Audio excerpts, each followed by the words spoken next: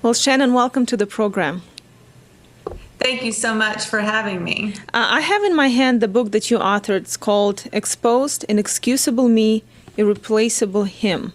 Now, it has a very touchy, very personal story.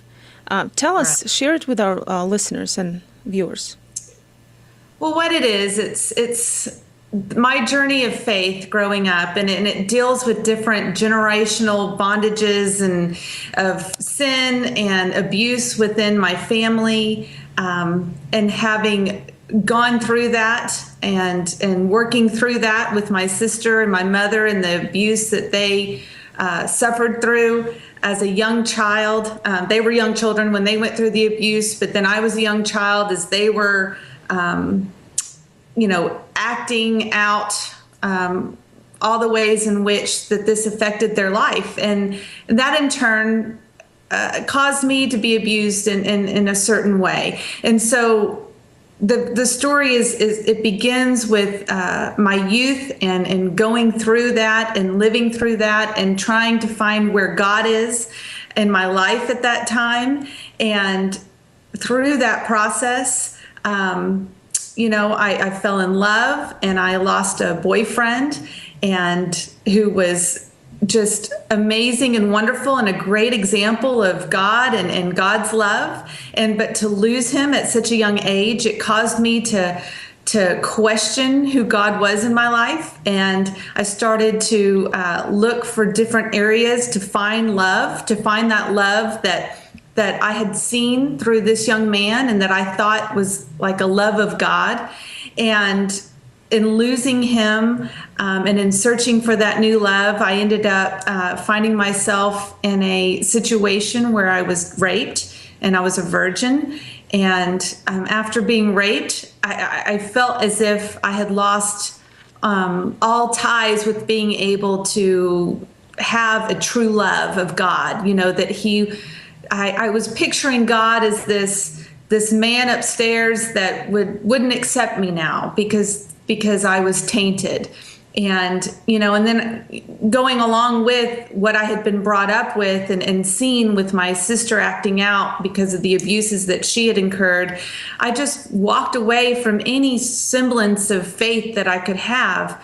And then in college, I was raped again. And by that second rape, I truly just severed all ties with God because I just couldn't understand why, how could this be happening?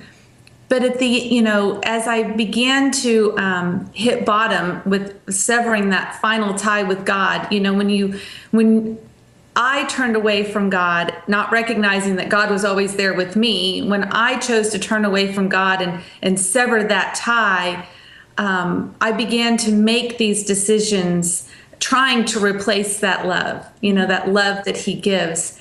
And in making those decisions and living in this victimization, I really dug myself a huge pit and got deep into that pit of just despair and self-loathing and just unworth. And I hit bottom. And it wasn't until I finally hit that bottom and felt like there's just no way that my life was worth anything. And how could I live in this life anymore? That I finally looked up and said to God, either take my life, like if you're there, I think I even said, God, if you're there, either take my life and do something with it, or I don't want to live in this world anymore. Did you feel I'm sorry, go ahead. No, go ahead. No, I was going to ask you, when you were raped at 17 first time and then in college, did you feel it was your fault? Oh, absolutely.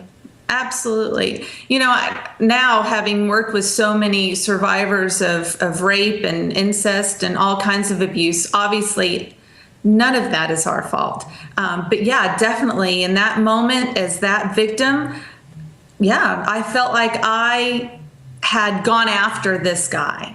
And I felt that I had asked for what he had done to me, that I could have done something different. I could have not gone over to his house. I could have not done this or that. But that doesn't matter. It doesn't matter. I did not ask to be raped. I did not ask for that at all. Have you ever forgiven him? Have you ever tried to forgive him? Absolutely. I can't heal.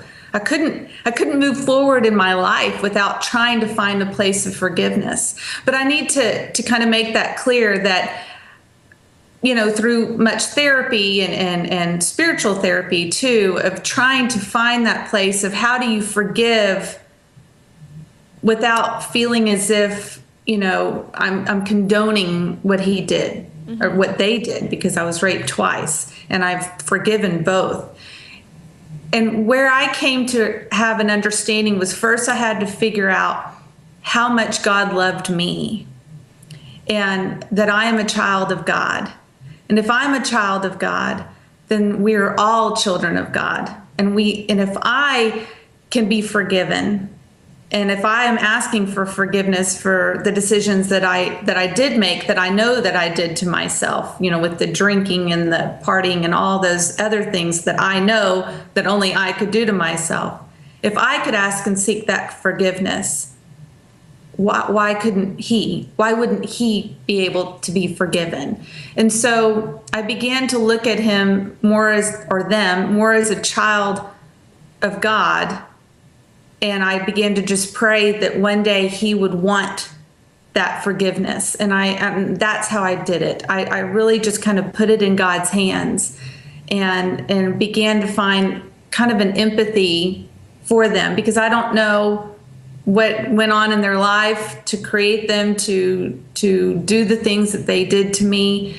And so I had to put it in God's hands to be able to. So from the time you were raped the first time at 17 to the time when you actually fell on your face and turned yourself to God at 27, it took you 10 years to get to that point, huh? Yes. And what happens after that? I can't say that it's like you suddenly became who I am today. Everything we are is on a journey. So what happened was I got up off that floor, because I literally was face down on my floor, crying out to God. And in that moment, it's a spiritual moment. It's as if I felt like I was in heaven or with God. I could feel him. And it's a moment like that, but it's a feeling that when I got up off that floor, I knew that I wanted to live my life in a way that I could feel that forever, that I could feel that peace, that love for eternity. And so every day after that, I began to pay attention to me and to how was I living my life and what was I doing? How was I speaking? What were my actions? Is this going to get me to where I could feel that forever? And there was also this trust, this sudden, unbelievable, unconditional trust in saying, you know what? I told you to do something with my life. I didn't do so great with my own life. Trying to be in control of my own life. What can you do? And so it was a day by day, and I just started to recognize that, that doesn't feel right to me anymore. Saying, cuss words all the time, that doesn't feel right to me anymore. Gossiping 24/7, that doesn't feel right to me anymore. And then he began to open up doors for me of doing ministry work that I never, ever would have put myself into. And then when you started your new life, obviously, I'm sure you fell down and you kept getting up and fell down. Was confession a big part of it as well as forgiveness? Oh, for me, it was absolutely. I am Catholic, and so, confession was a huge part.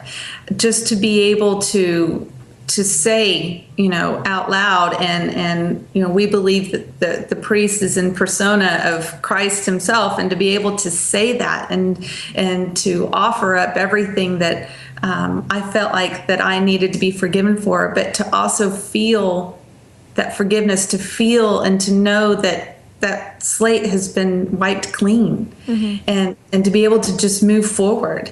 And, I believe that everybody, regardless if you're Catholic or not, you have that ability to confess, and to speak out loud, shout it out loud, write it down, whatever. But to accept that forgiveness. God wants what you want. God wants what we want. Well, that's beautiful, Shannon. And we don't have much time left, so I'm going to jump to the ministry that you just started. Tell us about that and the hope that you're spreading to, especially the teenagers. Oh, thank you. It's called Hopeful Hearts Ministry. And the purpose is to try to spread the hope of Christ's light and love to those who are suffering.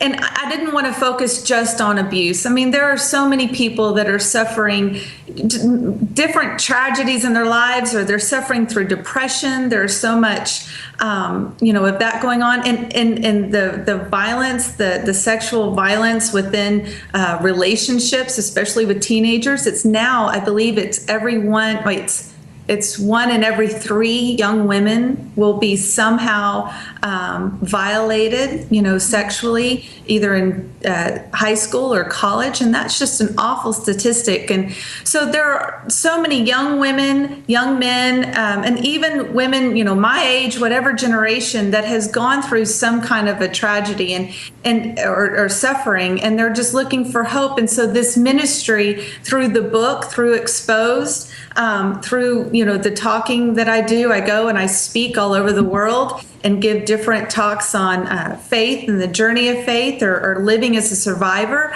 and coming out of that victimization. That is what this ministry is about. And my website, hopefulheartsministry.com, I do a blog at least 2 to 3 times a week, and trying to show how God can show up in our lives, or how we can be a vessel to show up for others.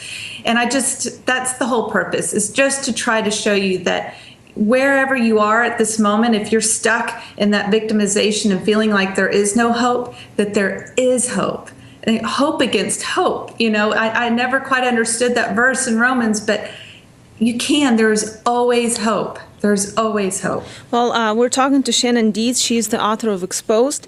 And I noticed that on your book, in the back of your book, and on your website, it says that part of the proceeds from this book will go to a network. Yeah, yes. Tell us about it. What is it? I am the spokesperson for the Maria Goretti Network, and they are a self-help abuse survivor support group. And this is an actual meeting, you can have a chapter within your own church or your own parish, and it's led by abuse survivors, and it's for abuse survivors, and it's a place where you focus on that healing, and you focus on forgiveness. You focus on prayer to learn how to forgive those that have harmed you or hurt you. And it's a beautiful, beautiful ministry, because it's peer-to-peer, and you're in a place where other people know exactly how you're feeling, because they have gone through similar circumstances. And so the proceeds, 30% of the proceeds of the sale of the book goes directly to that program, because we're trying to get more chapters in more areas across the United States. Well, you've been through abuse, and if someone right now is listening who is going through emotional or physical abuse right now, and they just need to hear those few words that will help them get up, what would that be? Oh, take it second by second and recognize that God is with you. He has you in his arms. He has never left you, and he wants the world for you. And that as you look forward into this day, and if you feel like that you're sitting there and you're thinking, but you don't know my life, I have this going on and that going on, and there's just too much, and I just can't take it. Let me tell you that there is always going to be good that comes from what you're sitting through right now. And you might not be able to see it, but hang on, sleep, and wake up tomorrow. And tomorrow is another beautiful day, a new beginning. All you need to do is just to get up and to just know that God has you. He has you, and he wants good for you. Well, thank you, Shannon. Shannon Dietz, author of Exposed. Thanks for being with us today. Thank you so much for having me. I really appreciate it. And please go to my website, hopefulheartsministry.com.